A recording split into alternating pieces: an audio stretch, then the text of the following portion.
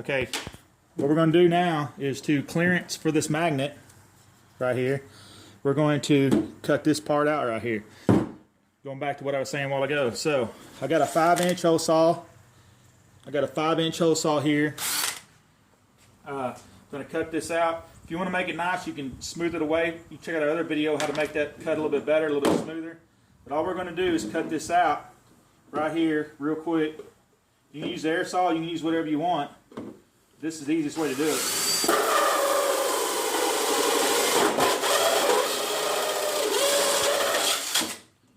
That's how long that takes. So then you get your speaker. Now obviously, boom. That's how long that takes to get that thing in there perfect, okay?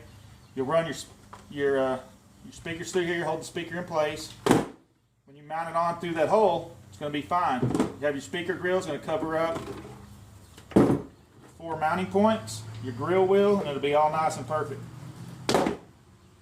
Okay? Okay, it's a good idea to go ahead and drill you some pilot holes in through this plastic. These are 1/8 holes. Makes life a lot easier. So, stand by just 1 second.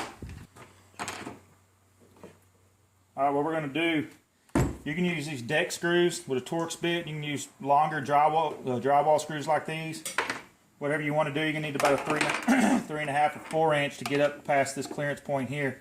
But all you need to do is out there on the surface of the blazer we were showing, this right here, you just stick 4 of those screws in. Torx bit out of here, Phillips bit in here. Just using different kind of screws just for the heck of it, whatever. Boom. Then this will mount over that and go into that hole. Like I was saying a while ago about clearancing. So this thing right here, this is just 2 screws. And this thing is not going anywhere, period. You can probably use this for a bicycle ramp. So anyway, people who think this thing isn't, like I say, it's got 2 screws in it. People who think these things aren't durable, I mean, whatever on that. They're not going anywhere. So anyway, okay, here we are back at this blazer. Of course, this huge opening, we want to cover it up with this thing here. And that's what it's going to look like when it's done, basically. However you want to position it, whatever you want to do. Obviously, that looks significantly better. So, since I don't have 16 hands, I'm going to show you how this mounts. So what we're going to do is mount the same way we did on that workbench back there. Run the 2 top screws, run the 2 bottom screws. And when it's said and done, we'll have a nice little enclosure here, okay?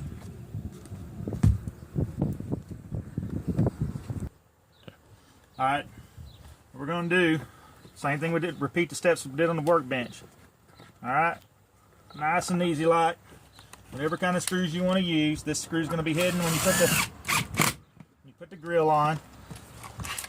Using 2 different screws, once again, so you can show that it doesn't matter what you're using. Okay.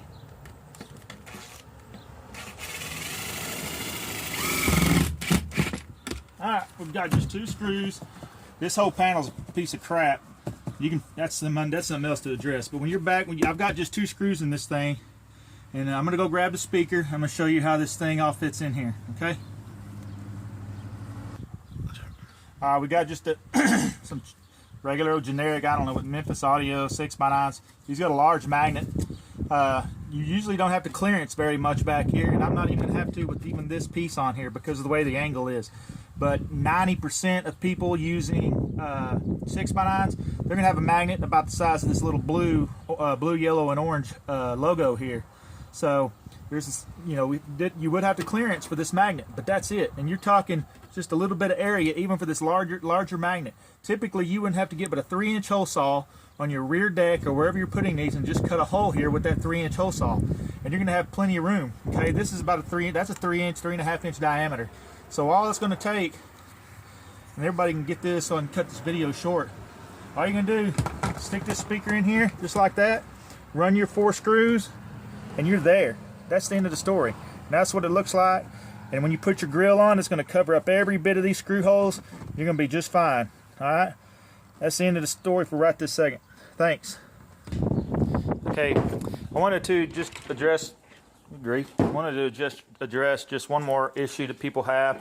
People ask me about, people complain about, whatever. I want you to look at the quality of this finish. If I can get it to focus in. All the sun and all this, that, and the other.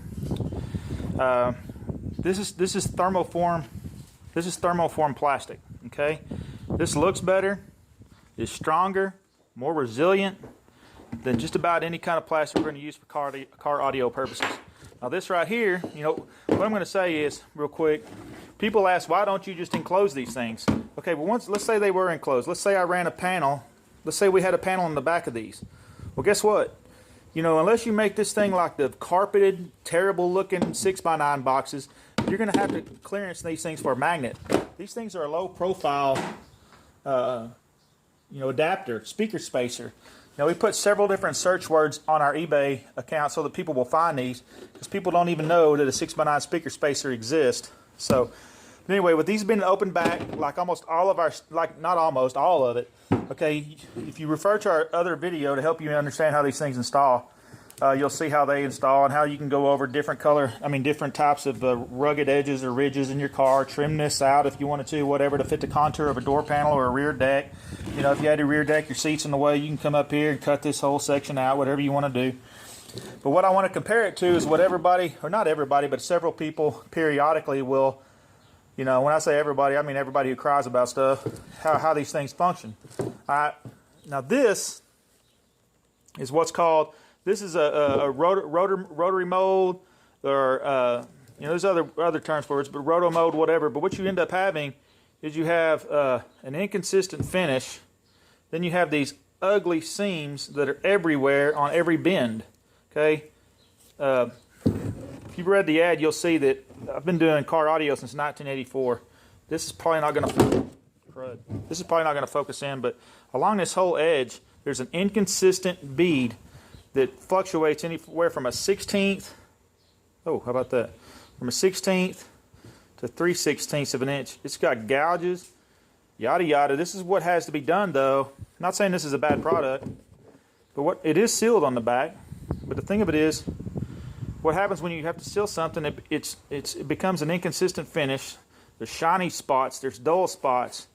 There's this ugly seam that's going to go around every contour because of the way these things are made. All right, that's what we don't do. We don't have that. We don't like the way those look. This, to me, is not anything to do with competition car audio. This doesn't have anything to do with that. This doesn't have anything to do with aesthetics. It looks bad to me. That's the reason we don't make it. All right. Going back to ours. You install these things. This is a finished product. It has a nice, clean edges all the way around it. It's got grass on it, and it just blows right off. And then you got all these nice edges everywhere around. So that's the difference between what people think they want, which is that right there with a sealed back, by the way, that has so many limitations on it, it's unreal. Okay, you can't just mount this thing somewhere. It's got to be put in a certain place. It's got to be certain things done to it, which is not what I'm after, or shouldn't be what you're after as well. Anyway, end of story. Thanks.